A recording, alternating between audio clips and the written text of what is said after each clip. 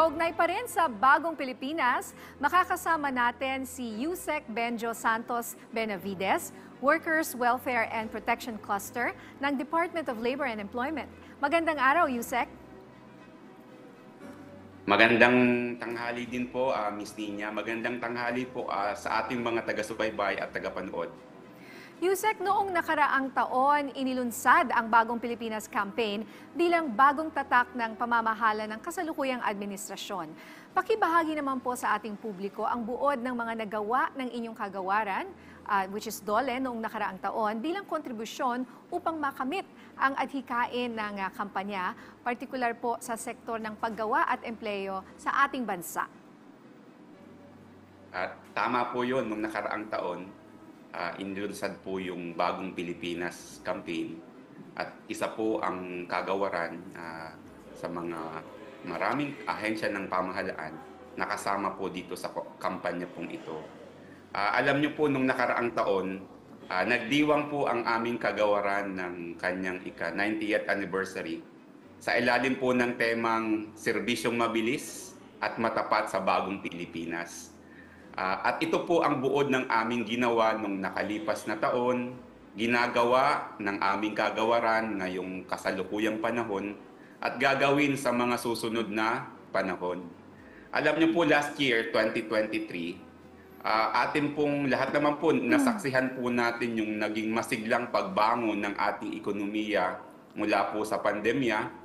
May renewed interest po yung ating mga negosyante. Mas maraming mga negosyo ang nagbukas at dahil po dito, mas maraming mga employment opportunities para sa ating mga kamanggagawaan. At katunayan, base po dun sa pinakahuling survey po, yung Labor Force Survey, ang employment rate po natin ay 96.4 na. Bumaba na rin po yung underemployment rate ng 11.7 at yung unemployment rate po natin ay 3.6 na.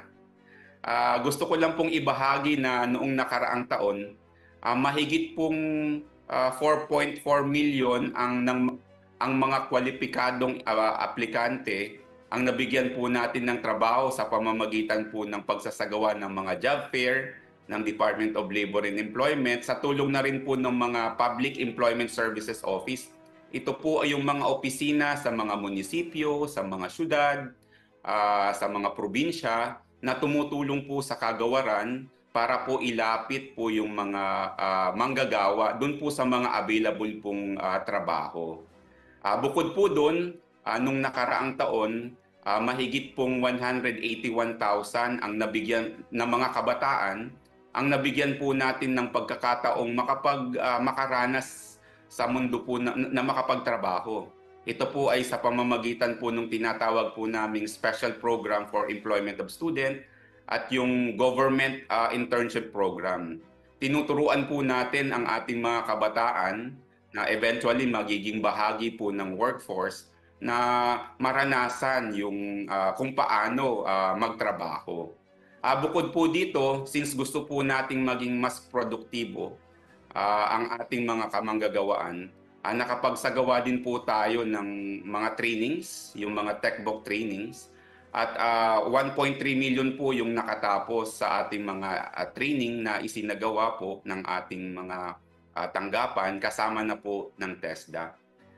Pagdating naman po sa usaping sahod, alam nyo po as of date, as we speak, 15 of the 16 regional offices ang nag-i-implement na po ng bagong minimum wage rate.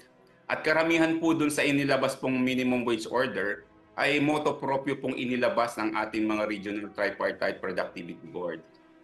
At bukod po dun, nakapaglabas na rin po tayo ng mga bagong minimum wage rate para sa ating mga kababayang domestic worker o yung mga kasambahay sa 12 rehiyon.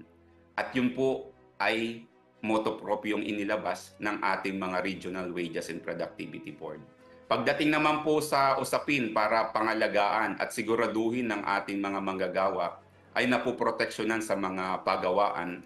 Nakapagsagawa po kami ng mahigit pong 36,000 na mga inspection sa mga negosyo covering more than 2.8 million.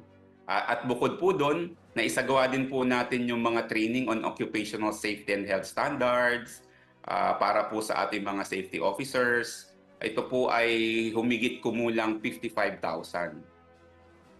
Pagdating naman po dun sa mga tulong natin, lalong-lalo na sa mga disadvantaged workers, na-cover po natin yung mahigit na 3 million na beneficiaryo ng tupad. Nabigyan po natin sila ng emergency employment nung mga panahong mas kailangan po nila yung tulong po ng pamahalaan. Kagaya po nung mga kung sila po ay nakaranas ng pagsasara ng kumpanya, lalong-lalo na po nung mga panahon din na tayo po ay hinagupit po ng bagyo, ng mga pagbaha at lindol.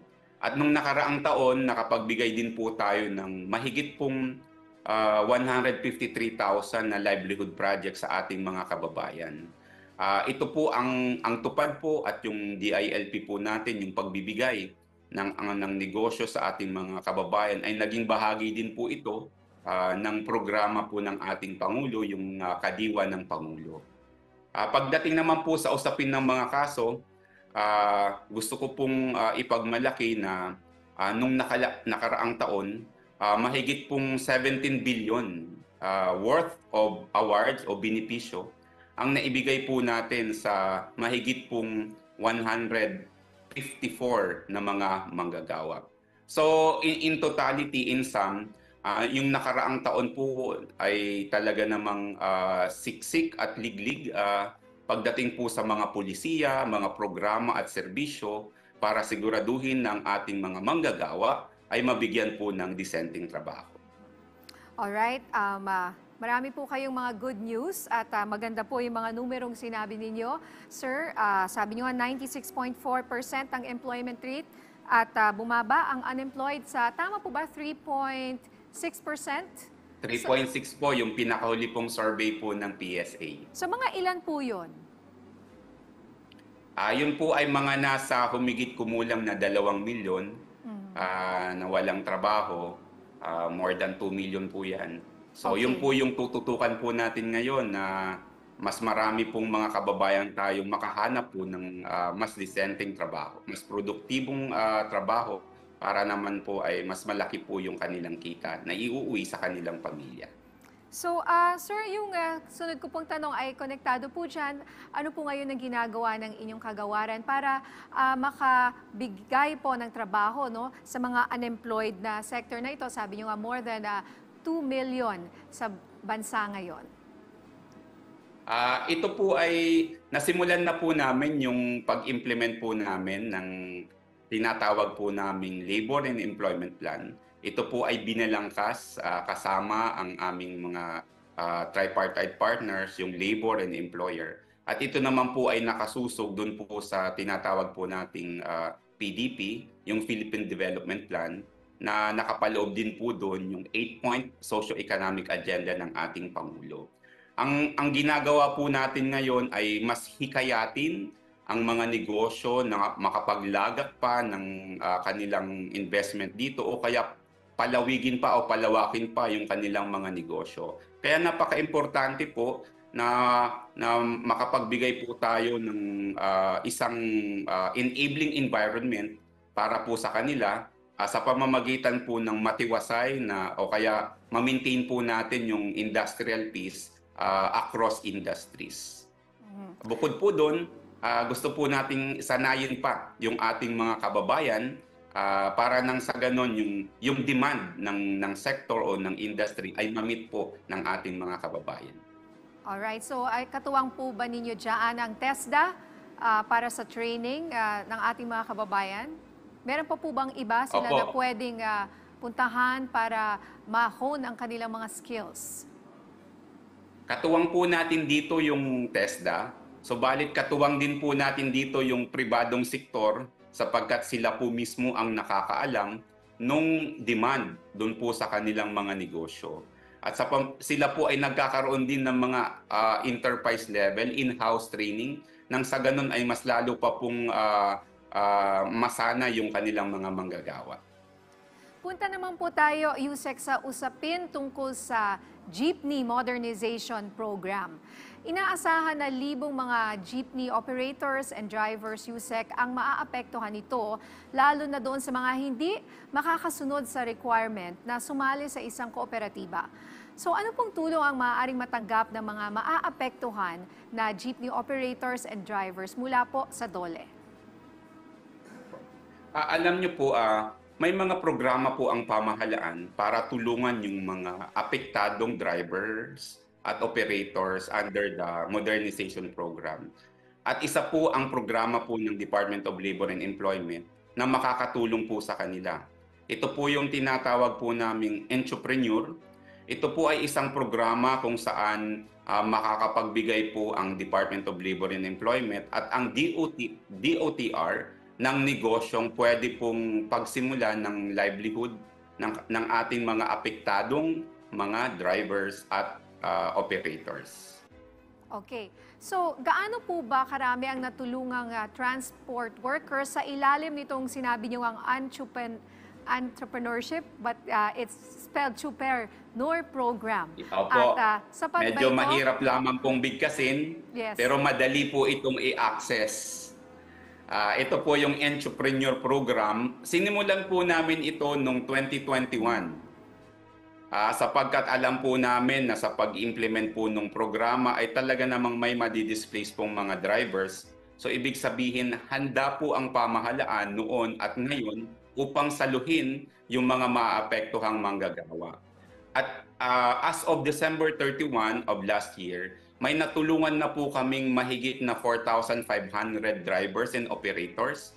At yung halaga po ng proyektong ipinagkaloob po namin sa kanila ay higit 123 million. So balit meron pa po kaming nasa listahan na due for award. Ibig mong sabihin, ipagkakaloob na po namin yung mga proyektong pili po ng ating mga apektadong drivers at operators para naman po ito sa higit 1,500 drivers and operators. Tinatapos lang po namin yung procurement activities so that we can finally award the projects to the affected workers. But hindi po natatapos ang trabaho po ng DOLE at ng DOTR pagkatapos po ng awarding. Ito po ay tuloy-tuloy po naming imo-monitor at patuloy po naming tuturuan yung mga beneficiaryo under the program. At ang programa po ay bukas pa rin sapagkat sabi ko po kanina, handa po ang pamahalaan at sa pamamagitan po nito ay kami po ay naglagak ng budget para po talagang matulungan ang mga maapektuhang drivers at operators nitong programa.